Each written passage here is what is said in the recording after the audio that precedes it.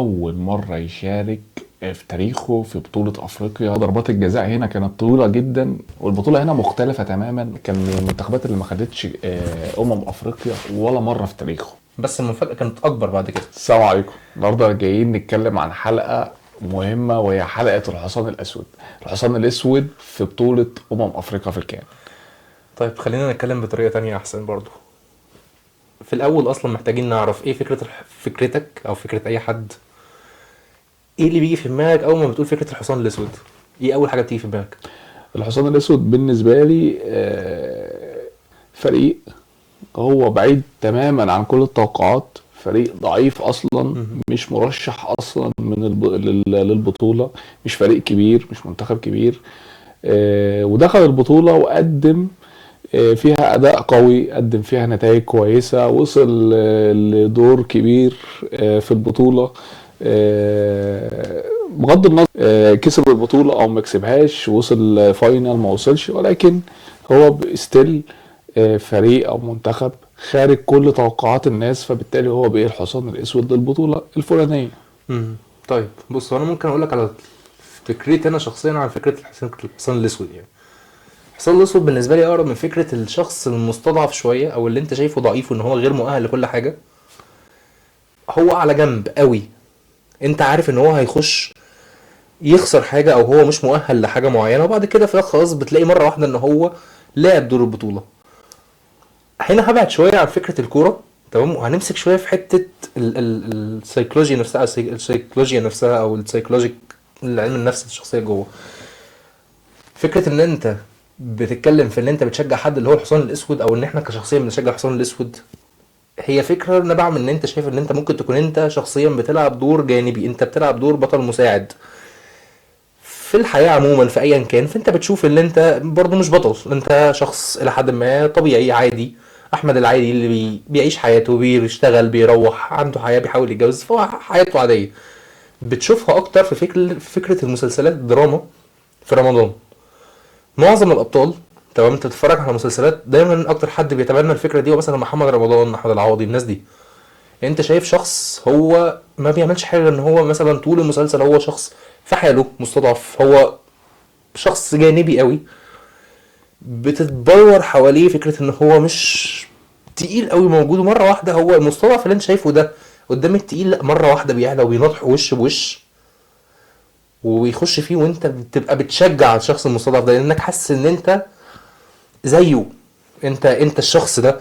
فكره محمد رمضان لما ضرب احمد زاهر واخواته والحته دي، انت حسيت ان هو ده شخص جاي عليا قوي، وانا دايس عليا وانا خدت حقي منه او ايا كان، فانت مش مؤهل، فانت كسبت.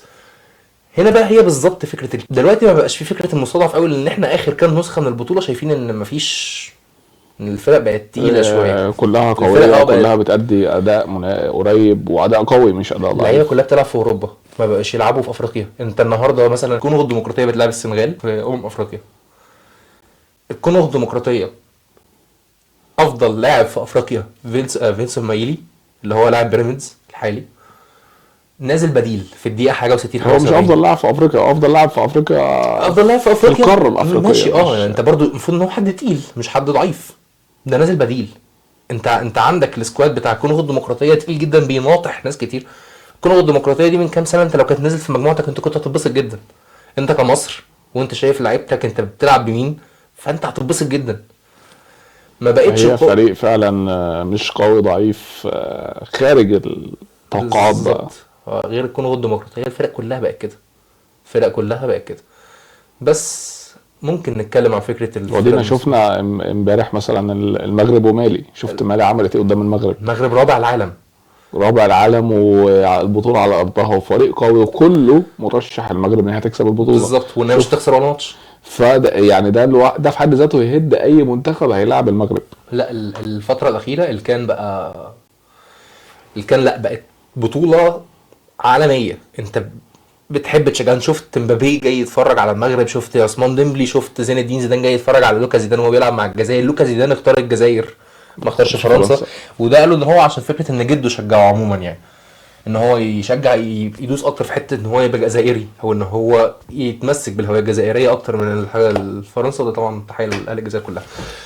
ف الفرق فعلا ما بقتش ضعيفه خالص. لا هو كلامك صح، المنتخبات كلها قوية جدا، وماتشات البطولة دي كمان الماتشات كلها بلا استثناء قوية، يعني بغض النظر مصر واحنا بنلعب زيمبابوي لا زيمبابوي هو فريق باين ان هو ضعيف وبتاع، بس هو كان ند بند قدامك وكان بالظبط. خطير، وكان في يعني من تاني هجمة ليهم حط هدف، حط هو هدف. انت ما ينفعش خلاص فكره الاستهوان بفكره ان انت تبقى فريق، فهي دي الفكره. هنرجع لاصل الموضوع بتاعنا، فكره الحصان الاسود. هي احنا بنتكلم في الوقت الحالي ان هي ما بقتش موجوده بشده في الكان، لان الكان فعلا بقت بطوله قويه جدا، بقت بتنافس اوروبا، بتنافس حاجات كتير قوي. لا بقت تقيله، فعلا بقت تقيله. انت بتشوف منتخبات انت فاكر انها ضعيفه، بس لا، منتخبات فيها ناس كتير جدا اوروبيين، لعيبه اوروبيه كتير جدا، بقت تقيله قوي، مش سهل ان انت تلعبها. عكس مثلا اوروبا، كاس الامم الاوروبيه او ايا كان اليورو. انت هناك بتشوف فرنسا بتلعب ليechtenstein، انجلترا بتلعب جزر طارق، ايطاليا مش عارف بتلعب مين في منتخبات السنبلاوين. منتخبات ضعيفة جدا، ومنتخبات بعيدة كل البعد اصلا عن بالظبط. انت عارف تنافس. النتيجه، انت عارف، انت داخل عارف ان فرنسا تكسب 11 عادي. هنا مفيش حاجه متوقعه في ارض الكان، مفيش حاجه متوقعه. بس ممكن نرجع بالوقت بقى لفكره الزمان قبل ما كل ده يحصل، لفكره الحصان الاسود. ومن هنا بقى يعني المفروض احنا دلوقتي هنتكلم منتخبات هي كانت حصان اسود في بطولة افريقيا. فخلينا نبدأ باول منتخب معانا، وده كان في 1970 منتخب السودان. خلينا نرجع للستينيات، كان اكتر منتخب مسيطر على بطولة افريقيا في الفترة دي كان منتخب غانا. منتخب غانا كان قوة كبيرة جدا في القارة ساعتها، وكسب البطولة دي مرتين. ولما دخلنا على 1970 البطولة قال لك هتتلعب في السودان في كان الخرطوم. الخرطوم اتلعبت البطولة دي، كانت أول بطولة اللي كانت تتلعب بثمان فرق. 8 فرق اتقسموا لمجموعتين. المجموعة الأولى اللي كانت فيها السودان، واللي خصنا المجموعة التانية اللي هي كان فيها مصر، بس ما لسه ما كانش اسمها مصر، كان ساعتها اسمها الجمهورية العربية المتحدة، اللي هي ما فيهاش غير مصر الحقيقة أصلا يعني، بس هي كان اسمها الجمهورية العربية المتحدة يعني. وكان معاها غانا في نفس في نفس المجموعة. المجموعة بالظبط. وزي ما قلنا غانا كانت منتخب قوي جدا. وبس بالرغم من كده، لما رجعنا المصادر شويه لقينا ان مصر، طبعا انا مش مهم قوي لفكره ان احنا في 1970 يعني، بس رجعنا بالمصادر عرفنا ان مصر فيها طلعت الاول على المجموعه على غانا. ورغم ان غانا طبعا شيء مش متوقع، لان ساعتها غانا كانت فعلا قوه ضاربه.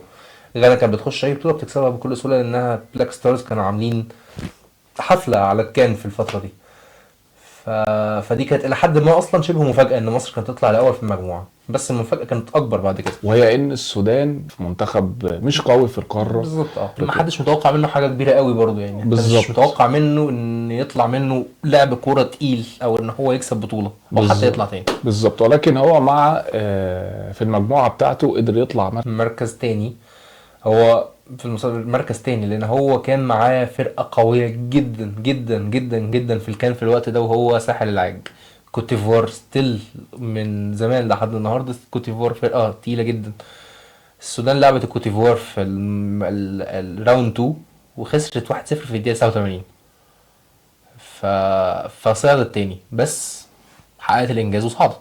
بالظبط، صعدت مركز تاني من مجموعتها. في منتخب السودان كان بيلعب في مجموعة فيها اثيوبيا وكوتيفوار والكاميرون، وفي المجموعة دي قدر يطلع مركز تاني، وده بعد ما لعب اثيوبيا وكسب 3-0، وخسر من كوتيفوار بهدف لا شيء، ولعب الكاميرون والكاميرون كسب 2-1. كان كسب ساعتها 2-1. بالظبط. هو الفكره كلها ان هو برضو منتخب السودان كان فكره ان هو يطلع اصلا من المجموعه دي، لان هو بيلعب كوتيفوار فرقه لسه برضو كوتيفوار لحد النهارده من زمان، وهي فرقه تقيله جدا في الكان، وليها مقدارها وليها هي حجمها تقيل انت جدا. بتتكلم في مجموعه فيها كوت ديفوار والكاميرون، يعني بالظبط. اسمين تقال جدا في القاره. في القاره. مظبوط كده. فان فكره ان السودان تطلع من في المركز الثاني حلو، وكان شيء مفاجئ جدا، وفي نفس ذات الوقت ده شيء في حد ذاته اصلا فرح اكيد اهل السودان كتير ساعتها وقتها. عشان نخش بعديها على ماتش اشقه. السودان بتواجه منتخب مصر، وزي ما قلنا منتخب مصر كان اسمه الجمهوريه العربيه المتحده، يلعبونا. والمفاجاه هنا ان هم يكسبوا منتخب مصر 2-1. علشان يوصلوا بعد كده يوصلوا للنهائي ويلعبوا البلاك ستارز في النهائي. بلاك ستارز ماتش، انت بالنسبه لك بالنسبه للسودان طبعا هي اصلا فكره ان انت وصلت للنهائي في الفتره دي حاجه بالنسبه للسودانيين حلم طبعا اكيد. بس اكيد وقتها ما كانوش متوقعين برضو بنسبه كبيره جدا ان هو السودان هتكسب، لان انت بتلعب بلاك ستارز فرقه تقيله واخده اللقب زي ما قلنا في الاول خالص مرتين ورا بعض في الستينات، كاسحه لكل الفرق في الكان. فان انت تخش بمنتخب الى حد ما انت من اول البطوله اصلا ومش عامل حسابك ان هو ممكن يوصل للبوينت دي، كان شيء احنا عارفين ان هو كان وقتها ان هو لو خسروا كنا هنزعل بس ما كانش هيبقى في حته ان هو لا طب احنا خسرنا ازاي. هنا دي نقطه الحصان الاسود ليه؟ عشان السودان حصل ان مفاجاه هي كسبت غانا في النهائي، وكسبت غانا بنتيجة 1-0 في الدقيقه 12. في الدقيقة 12. وكان هدف هو نجم الكرة السودانية واسمه حسبه الشهير بحسبه الصغير. حسب عبد الرسول عمر، حسبه الصغير هو اللي جاب الجون في الدقيقه 12، استلم الكوره وشاطها عشان توصل شباك غانا وتعلن هدف اول للسودان. اللي كان برضو اكيد الناس كانت متوقعه ان هو غانا اكيد هترد، بس اللي حصل المفاجاه ان غانا ما ردتش لحد الدقيقه 90. غانا ما جابتش ولا جون عشان نعلن بكده ان الحصان الاسود للبطوله هو اللي كسب. منتخب السودان. عشان نروح بعد كده على البطولة اللي بعدها سنة 1972 واللي كانت بتتلعب على أراضي الكاميرون. بطوله برضو بتحمل مفاجاه للمره الثانيه على التوالي. الحصان الاسود المره دي كان مفاجاه كبيره جدا للقاره كلها، ومفاجاه اكبر لشعبه، وهي منتخب الكونجو برازافيل. منتخب الكونجو هنا هو مختلف عن الكونجو الديمقراطية تماما، ده منتخب وده منتخب. اللي هو بالمعلومه الكونغو الديمقراطيه وقتها كان اسمها جمهوريه زائر. كان اسمها زئير بالظبط.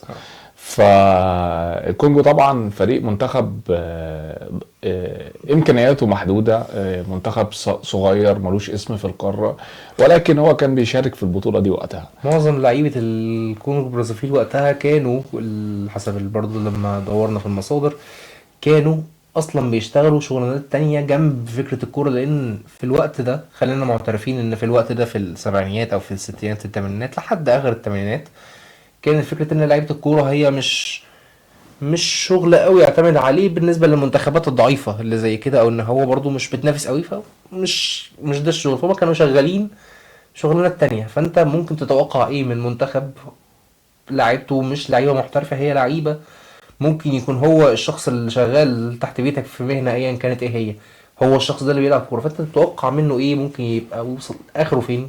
اكيد في وقتها لا مش هيوصل لحته خالص.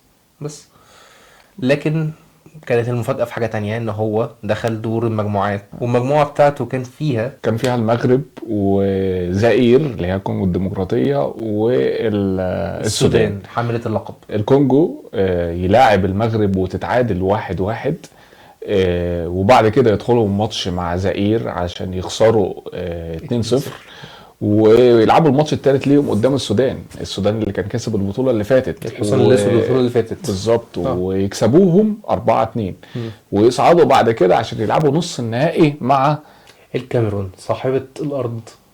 لما بتلاعب صاحب الارض في الاغلب، ولما يكون صاحب الارض تقيل زي الكاميرون انت بتبقى داخل الى حد ما الطموحات برضو تاني. احنا بنتكلم على فكره الحصان الاسود، فانت داخل بطموحات انت عارف كويس قوي ان الطموحات دي محدوده، انت عارف ان انت مش هتوصل لنقطه بعيده قوي غالبا. يعني انت اقصى امنياتك ايه؟ توصل مثلا لحاجه بعيده، مش غالبا انت عارف انه مش هيحصل.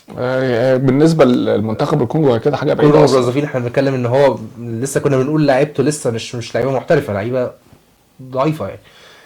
لكن المفاجاه تحصل وان الكونغو برازافيل تكسب في مشهد درامي جدا 1-0 على صاحبة الارض اللي هي الكاميرون عشان توصل للنهائي وتلاعب منتخب مالي برضه. هو منتخب يمكن ساعتها ما كانش قوي ولا كان ليه اسم، ولكن هو نهائي مقارنة بالكونغو متوازن. لا مش متوازن قوي، لان الكونغو برازافيل مالي كانت فيها عندهم عموما لحد النهارده المعلومه دي موجوده فعلا ان مالي عندهم اجسام اقوى واسرع، فانت لما بتلاعب مالي دايما تخاف من مرتدتهم او خاف من التداخل. وعندنا خير مثال اليو دانجا مثلا بالظبط في الاهلي.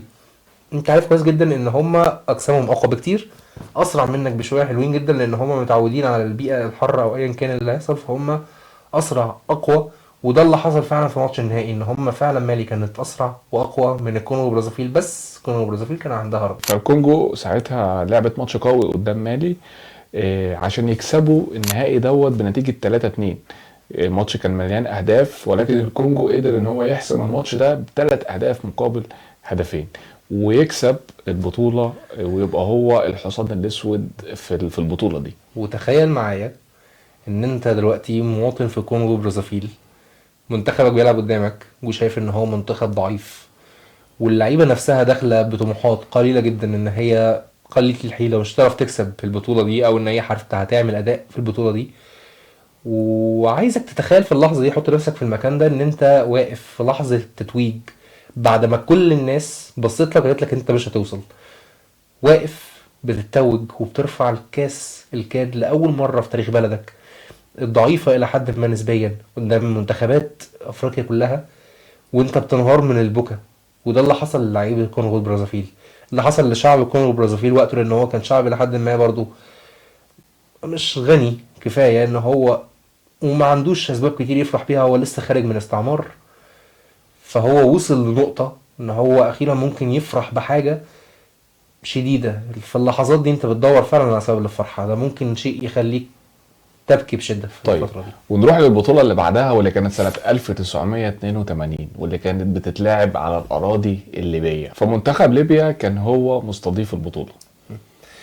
82 ليبيا مستضيفة البطولة تاني. حسن الأسود، فكرة إن ليبيا هي فرقة مش قوية برضو. عايزين نثبت فكرة إن إحنا بنتكلم هنا على السبعينات والثمانينات في بطولة الكان في أفريقيا. إحنا بنتكلم في فرق أو منتخبات أو دول عموما أصلا لسه خارجة من فكرة الاحتلال. حتى في الكورة كان في فكرة دي، فهو أنت خارج لسه بتعافر. فانت معظم الفرق اللي احنا بنتكلم عليها هي فرق لسه بتحاول تخرج، او لسه بتحاول تشم نفسها، او ان هي تبقى فرق تقيله. فبدايتها انت اكيد متوقع انها مش هتبقى اقوى بدايه، هتبقى بدايه الى حد ما ضعيفه شويه. فليبيا هي فرقه مش قويه قوي، هي مستضيفه البطوله، فمش متوقعين منها حاجه كتير. بس المره الثالثه بتحصل مفاجاه، وهي ان ليبيا، خلينا نبدا قبل ما نقول المفاجاه، خلينا نقول ليبيا كان بتلعب في مجموعتها الكاميرون وغانا وتونس، ودول ثلاث فرق تقال جدا، تقال جدا على المنتخب الليبي. ولكن المفاجات هنا ابتدت تحصل بقى، وهي ان ليبيا لعبت غانا وتعادلت معاها 2-2، وبعد كده راحت عشان تلعب تونس وكسبتها 2-0، وكانت المباراة الثالثة قدام الكاميرون واللي تعادلت معاها بنتيجة 0-0 علشان ليبيا تتصدر المجموعة وتصعد بعد كده لنصف النهائي. نصف النهائي تقابل زامبيا. برضو احنا مش مستنيين كتير، ولكن ليبيا بتحقق المستحيل وبتوصل وبتكسب زامبيا 2-1 عشان بعد كده تروح للنهائي، والنهائي ساعتها بتلعب المنتخب الغاني. غانا بقى بتلعبها المرة التانية في البطولة، وبتلعب معاها ماتش قوي جدا، بتوصل للنتيجة 1-1 عشان يوصلوا يلعبوا ضربات الجزاء. وضربات الجزاء من قوتها طولت شوية لأنها ما اتلعبتش 5-5، اتلعبت لحد ما وصلنا لحد 7 للأسف للمنتخب الغاني قابل 6 للمنتخب الليبي. بينتهي الماتش بخسارة ليبيا. بس هل ليبيا فعلا خسرت؟ هو ده السؤال اللي انت محتاج تسأله لنفسك. هل انت شايف ان انت لما تبقى فرقة مش كله حاطط عليها امال وتوصل لحد النهائي وتوصل لحد النقطة دي، ولو احنا فاكرين من اول الحلقة اللي احنا قلنا ان غانا بلاك ستارز هي فرقة قوية جدا من الستينات والسبعينات ومسيطرة، فاحنا بنتكلم ان هي لعبت ماتش تاريخي وتعدت معاها مرتين، مرة في دور المجموعات ومرة في النهائي 1-1، توصل ضربات الجزاء لحد النقطة دي، ده انجاز قوي جدا. وكان يعتبر ان هو حاجة، ان هو مستقبل واعد للكرة الليبية في وقتها، ان انت توصل للنقطة دي انت بتبني اللي بعد كده. فليبيا ما خسرتش، ليبيا كسبت احترامنا اكتر حاجة ساعتها. ونروح بعد كده للبطولة اللي بعدها، واللي كانت سنة 1996. والبطولة هنا مختلفة تماما وبقصة وحدوتة مختلفة. ليه بقى؟ لان كان ساعتها جنوب افريقيا كانت لسه طالعة من نظام العنصرية ونظام الابرتايد، وكانت اول مرة تستضيف البطولة على ارضها، وهي اول مرة تشارك في البطولة دي. بالظبط كده. احنا بنتكلم مش على فكرة ان احنا بندور على فريق، احنا هنا بندور على بلد كاملة. احنا عندنا بلد هي لسه خارجة من كوارث، لسه بتحاول تفوق، هي مش جزء اصلا من افريقيا. كان بيعتبروها بسبب نظام التفصيل العنصري اللي هي كانوا فيها ان هي مش جزء من افريقيا اصلا.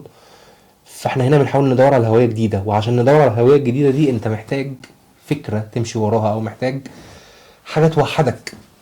فهنا ظهرت بطولة الكان افريقيا 1996 على ارض جنوب افريقيا، في امل ان هو نوصل لدولة جديدة، دولة قوية متحدة نمشي وراها كلنا ورا الفريق. هنا احنا واصلين لفكرة ان الفريق انت مش متوقع منه كتير، بس اللي بيحصل ان احنا بنشوف جنوب افريقيا بتدوس وبتحاول تثبت نفسها من اول لحظة. دور المجموعات في جنوب افريقيا كان مجموعتها كان في الكاميرون ومصر وانجولا. طيب. وتلعب اول ماتش كان ساعتها قدام الكاميرون الكاميرون. وتكسبها، تكسب الكاميرون 3-0. تدوس من اول ثانية، يا بتدوس من اول ثانية، انت عايز تثبت بكل الاشكال ان انا موجود، انا هنا. بالظبط. بس بتيجي في الماتش التاني بقى قدام مصر وتخسر 1-0 قدام المنتخب المصري، فتروح بعد كده عشان تلعب انجولا مباراة تالتة. ومنتخب انجولا كان منتخب على قده ساعتها، بس جنوب افريقيا بيقدر يكسبه بنتيجة 1-0. وفعلا منتخب جنوب افريقي بيتصدر المجموعة بنفس النقاط مع المنتخب المصري، كل فريق منهم 6 نقط. وتصعد جنوب افريقيا عشان تلاعب مين؟ تلاعب الجزائر في ربع النهائي. والجزائر طبعا منتخب معروف على طول البطولات شمال وطول افريقيا. معروف زي قوته. بالظبط. ولكن طبعا برضو جنوب افريقيا بتعمل مفاجأة تاني وتكسب الجزائر 2-1، فتصعد بعد كده لنص النهائي ضد المنتخب الغاني البلاك ستارز. وبرضو جنوب افريقيا قدرت ان هي تكمل في المفاجآت بتاعتها وتكسب البلاك ستارز 3-0. مظبوط. عشان نوصل للحظة النهائية، اللحظة اللي فيها الملعب كله بيتملي على آخره في جوهانسبرج جنوب أفريقيا، 44 ألف متفرج في الملعب بيتفرجوا على لحظة تحديد المصير. ده مش لحظة ماتش، دي لحظة دولة بتتبني. احنا هنا متحدين على فكرة هدف واحد، ولازم الهدف ده يكمل لحد الآخر. عشان تلاعب تونس على أرض جوهانسبرج، ملعب في جوهانسبرج، عشان تكسب 2-0 وتتحقق الحلم، وجنوب أفريقيا تكسب اللقب لأول مرة في أول مشاركة ليها على أرضها. ويبدأ الناس كلها تتصاعد فكرة الأفراح بإن إحنا توحدنا كدولة، أو إن إحنا كان في هدف قدامنا، إن إحنا بنحاول نتنازل عن العنصرية دي كلها ونتوحد كلنا كدولة جنوب أفريقيا. وحصلت بالفعل. وكان ساعتها مانديلا رئيس جنوب رئيس افريقيا جنوب كان موجود أفريقيا. في الملعب، ونزل سلم الكاس للعيبة المنتخب. وكانت اجواء يعني منتهى في لحظة الاحتفالية. بناء دولة بالظبط. ونروح ل 2004. البطولة المرة دي كانت بتتلعب على الأراضي التونسية، فالمنتخب التونسي كان هو مستضيف البطولة وقتها. ومنتخب تونس ساعتها كان من المنتخبات اللي ما خدتش أفريقيا ولا مرة في تاريخه. هو بيوصل. فزي ما قال هو المنتخب التونسي بيوصل، ولكن دايما الحظ مش معاه. بس في 2004 كان الموضوع مختلف تماما، علشان تونس تدخل بقى في مجموعة فيها مين؟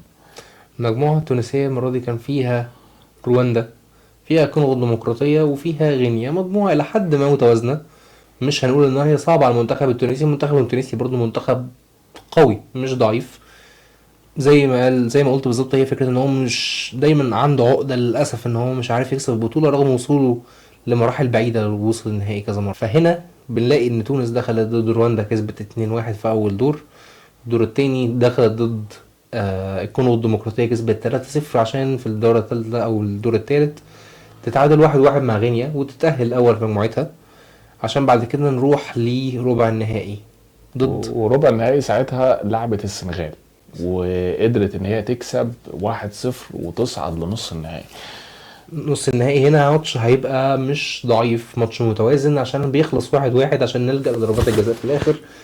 وبتكسب تونس بضربات الجزاء عشان تصعد للنهائي. كان ساعتها تونس كسبت ضربات الجزاء 5-3 بالظبط. كان ماتش قوي جدا ساعتها. بالظبط كده، ان هو فعلا ماتش متوازن جدا وقوي جدا ما بين الفريقين، القوتين متوازنين جدا، فهو ماتش جيد يعني. عشان نوصل فيها خلاص للنهائي اللي احنا بنلعب فيه. والنهائي بقى بتلعب مين؟ بتلعب المغرب. ماتش تقيلة جدا. شمال افريقي خالص. بالظبط. يلعبوا ماتش قوي على ارض تونس، وتونس بتلعب المغرب. فيعني ماتش انا كان نفسي اشوف الماتش ده كان لايف ساعتها. بالظبط. يعني ففي على فكره فعلا في ماتشات كتير جدا في اللي احنا بنتكلم فيها دي انت نفسك تحضر اللحظه. احنا بنتكلم في لحظات بطوليه قوي، لحظات اللي انت ممكن فعلا هنا فيها الشخص الضعيف فعلا بياخد بطوله او حتى بيوصل. فانت هنا حاسس ان انت فعلا محتاج تعيش اللحظات دي عشان تونس تعمل مفاجأة كبرى بعد ما كانت متعادلة مع المغرب 1-1 عشان تجيب جون مكسب ويبقوا 2-1 وتونس تكسب البطولة. وده كان أول مرة في تاريخها إن تونس تكسب بطولة أفريقيا سنة 2004. وللأسف وتونس لحد ساعتها دلوقتي هي الأولى والأخيرة للأسف. يعني أنا أتمنى لهم أكيد الحظ يفوز بحاجات بعد كده إن شاء الله. فتونس هي كانت الحصان الأسود في البطولة دي. ما كانش حد متوقع إن تونس تعمل حاجة زي كده وإن هي تاخد البطولة دي، ولكن هي قدرت إن هي تعملها بمساعدة جمهورها، وإن هي كانت على البطولة على أرضها، فقدرت إن هي تكسب. ونيجي بقى لسنة 2012. البطولة كانت بتتلعب على أراضي دولتين، كانت الجابون وغينيا الاستوائية. مظبوط. هنا القصة ليها منحنى مختلف. هي هنا أكتر إن كان من سنة 1993 في حادثة مؤسفة حصلت للمنتخب اللي هنتكلم عليه في الجزئية دي، وهو منتخب زامبيا. عشان الطائرة اللي بتقل كل اللعيبة أو معظم اللعيبة بتاعت منتخب زامبيا بتطلع من الجابون وبتقع بعديها بدقائق قليلة. بداية قليلة الطيارة بتقع ومعظم لعيبة زامبيا بيموتوا وهم رايحين عشان يلعبوا تصفية كأس العالم ضد السنغال في دكار. هنا الموضوع أكتر من إن إحنا بنلعب على نفس الأرض اللي فيها العزا كان من كام سنة، فالموضوع هنا مختلف شوية. فزامبيا تدخل تلعب البطولة دي بروح ومنتخب طبعا بعيدا تماما عن كل التوقعات وكل الترشيحات ومنتخب متواضع بكل ما تحمله الكلمة من معنى. يعني احنا بنتكلم خلاص ان المنتخبات الافريقية بدأت ان هي تبقى تقيلة. احنا بنلعب في وقت حتى مصر اللي كانت فيه دايما كانت هي المنظمة او كانت هي اللي بتحمل اللقب. حملت في 2006 2008 2010 مصر مش مشاركة اصلا في البطولة دي لان في فرق فعلا بقت اتقل بكتير جدا. فزامبيا في وسط العمالقة دي هل هتقدر تعمل حاجة؟ بس فالمهم زامبيا تدخل بقى المجموعة بتاعتها، والمجموعة بتاعتها هنا بنتكلم على غينيا الاستوائية صاحبة الأرض، وكان معاها المنتخب الليبي ومنتخب السنغال. مظبوط. فتبدأ زامبيا البطولة، فتدخل بقى عشان تلعب أول ماتش ليها قدام السنغال وتكسب 2-1، وتدخل بعد كده على الماتش التاني قدام ليبيا وساعتها تتعادل 2-2. فتروح للماتش الثالث غينيا الاستوائية صحاب الأرض وتكسبهم 1-0 عشان هنا يصعدوا ويلعبوا منتخب السودان عشان يكسبوهم في انتصار الى حد ما. بالنسبه لزامبيا هو كاسح شويه، هو 3-0 وبيتاهلوا بعديها للدور اللي بعديه وهو دور نص النهائي ضد بلاك ستارز. احنا هنا بنتكلم عن فتره ذهبيه في بلاك ستارز، كان فيها نجوم طوال جدا فعلا في الوقت ده. حاجه قوه كاسحه. فكره ان زامبيا تكسبهم 1-0 فكره بعيده عن الدماغ شويه، ان هو الواحد يتوقعها عشان توصل للمفاجاه الكبيره قوي، وهي منتخب الكوت ديفوار اللي فيه نجوم زي ديدي دروجبا، يايا توريه، ناس تقيله قوي تمسح اي حد من وجه الارض. توصل من النهائي اللي كان بكل بساطه تمسح اي حد. لا، وكله ساعتها اكيد يعني كله كان متوقع كوت ديفوار هي خلاص خدت البطوله. هنا الماتش ده انا فاكره كويس جدا، انا اتفرجت عليه كل الحماس كان متوجه اكتر لفكره ان كوت ديفوار اكيد هتكسب الماتش ده. الموضوع منتهي يا جماعه، هو احنا هنتفرج عليه اصلا؟ كوت ديفوار اكيد هتخسر من زامبيا؟ لا طبعا، يعني هتخش تكسب، هتمسحهم على وش الارض وهتكسب الماتش. بس برضه بتحصل مفاجأة، يتعادلوا 0-0 ويدخلوا ان هم يوصلوا يلعبوا ضربات الجزاء. وضربات الجزاء هنا كانت نارية بكل ما تعني كلمة نارية، فهي نارية. انت حاجة بين كل ضربة جزاء وضربة جزاء انت حاسس ان في روح لعيب في الكورة اللي هو ماسكها، انت حاسس ان هو باصص لها وان هو لا ارجوكي لا، فهو كأنه ماسك روحه في ايده مش كورة. عشان برضو تحصل مفاجأة وفي الاخر خالص نلاقي ان منتخب زامبيا بيكسب بضربات الجزاء. ضربات الجزاء هنا كانت طويلة جدا، فتكسب زامبيا بنتيجة 8-7 وتاخد لقب أفريقيا 2012 لأول مرة في تاريخ المنتخب الزامبي. وعلى حساب مين؟ على حساب اتقل فرقه في القاره ساعتها كوت كوت ديفوار. ديفوار. بالظبط كده، وده انجاز في الكره اكيد في المنتخب الزامبي، هو انجاز قوي جدا. وفكرة انت تاخده على نفس الارض اللي انت فيها، من احنا قلنا عليها من 1993 حادثه الطياره. ونروح بعد كده ل 2013. 2013 البطوله كانت بتتلعب ساعتها على جنوب افريقيا، ارض جنوب ملعب افريقيا. وهنا بنتكلم عن منتخب هو بدايه المنتخب ده كانت طالعه من البطوله دي، وهو منتخب بوركينا فاسو. هو بالنسبه لي منتخب بوركينا فاسو هو التعريف الامثل والوحيد لفكره الحصان الاسود اصلا من قبل ما نبتدي الحلقه، بس احنا عشان كده عايزين نذكره مش في الاخر، بس هو عايزين نذكره في حته من الاواخر، لان هو فعلا هو الحصان الاسود المستمر لهذه البطوله من ساعه بس دي كانت البدايه. في 2013 هي بدايه الحصان الاسود لبوركينا فاسو. على فكره احنا عموما علينا من بوركينا فاسو فكره الحصان الاسود دي في 2017 لما واجهناهم في نص النهائي عشان نكسب ضربات جزاء بعد ضربات جزاء نار نار حرفيا، عشان عصام الحضري يتصدى لضربتين جزاء بعد ما كان بوركينا فاسو ليه الافضليه ونتاهل بعد كده. بس فتدخل بوركينا فاسو البطولة دي في مجموعة معاها زامبيا ونيجيريا وأثيوبيا، وتبدأ أول ماتش قدام نيجيريا واللي هتتعادل معاها بنتيجة 1-1 عشان تلعب بعد كده الماتش التاني قدام أثيوبيا، بس بوركينا فاسو تكسبها 4-0 وندخل على الماتش التالت وده كان قدام زامبيا واللي بيتعادلوا مع بعض 0-0. بس بالنتائج دي كلها بوركينا فاسو تصعد وتلاعب توجو في ربع النهائي. توجو منتخب الى حد ما ضعيف، وفي الاخر خالص بوركينا فاسو تقدر تكسبه 1-0 عشان توصل لدور نص النهائي وتلاعب فرقه تقيله جدا. والتاني مره فرقه تقيله دي للاسف بتواجه مصير وحش ضد الحصان الاسود على التوالي عشان تلاعب بلاك ستارز غانا، واللي بتعرف تكسب غانا فيها ضربات الجزاء بعد ما كانت متعادله في الماتش 1-1 بالظبط. ونوصل فيها خالص للقطه الحلم اللي هي ماتش النهائي. وماتش النهائي هنا كانوا بيلعبوا نيجيريا لتاني مرة، يعني خلي بالكم نيجيريا كانت معاها في المجموعات عشان تقابلها تاني مرة في النهائي. بس النهائي هنا بقى كان مختلف، لأن النهائي هنا بوركينا فاسو بتخسر من نيجيريا 1-0، وهنا بوركينا فاسو خسرت البطولة ولكن هي كانت حصان اسود وهتفضل حصان اسود، كملت معانا بطولات كتير وبقى ليها اسم تقيل.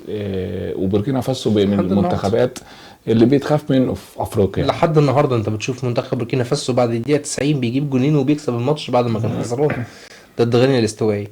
فلا بوركينا فاسو بيفضل حصان اسود دايما كل مره في بطوله الكان. كل مره انت تتوقع ان هو ممكن يكون منتخب ضعيف او ايا كان، لا هو بيخش بيدوس على وش منتخبات كتير جدا وبيعرف يتاهل بشكل انت مش فاهم ازاي. يعني هو الفكره كلها في بوركينا فاسو بالذات انت مش عارف ازاي هي توصل، بس بتوصل. واكيد اكيد اكيد الحصان الاسود في مره لازم ان هو هيوصل، لان انا متاكد ان في يوم من الايام بوركينا فاسو هتعرف توصل وهتكسب اللقب ده في يوم من الايام. ونيجي بقى لاخر منتخب، والمنتخب ده كان اول مره يشارك في تاريخه في بطولة افريقيا، ده كانت في 2019 واللي كانت ساعتها بتتلعب على مصر، على الاراضي المصرية طبعا. بطولة محبطة بالنسبة للمصريين الى حد ما، اللي هيفتكرها اكيد في 2019 في خروج ضد جنوب افريقيا 1-0، بس بتحمل ذكرى سعيدة لبعض الجماهير من دول اخرى زي مدغشقر. مدغشقر زي ما قلت بالظبط هي اول مرة تشارك في تاريخها بالكان، فاكيد مش متوقعين منها اي حاجة، ما اكيد هي مجرد حصالة هتخش تخسر من كل الفرق وتخرج وتروح بلدها. هما جايين غالبا يتفسحوا عادي يتفرجوا على الاهرامات، بس اللي بيحصل برضه كان بيبقى مفاجأة عشان في دور المجموعات تقابل. في دور المجموعات بقى كان معاها 3 فرق، نيجيريا وبوروندي وغينيا، وتدخل اول ماتش وتعمل مش هنقول مفاجأة، لكن هي اتعادلت 2-2 قدام غينيا، وتدخل بعد كده قدام بوروندي وتعمل المفاجأة ان هي تكسبها 1-0. لكن المفاجأة الاكبر كان في الماتش الثالث، وده الماتش قدام نيجيريا، وتكسب ساعتها 2-0 قدام نيجيريا. بالظبط كده، عشان تحصل المفاجأة بعد كده وتخش تقابل الكونغو الديمقراطية اللي هي فرقة برضو مش ضعيفة، لا هي فرقة قوية وتقدر تواكب مع الفرق اللي في افريقيا. بس المفاجأة بتحصل لما بنلاقي ان مدغشقر الفرقة الضعيفة اللي مجرد انها جاية تتفسح بتكسب ضربات جزاء بعد ما كانت متعادلة في الماتش 2-2 عشان توصل بعد كده لنهاية الحلم الى حد ما في دور الثمانية مع مع المنتخب التونسي. وطبعا المنتخب التونسي معروف قوة. منتخب قوي ومرشح للبطولة وقتها.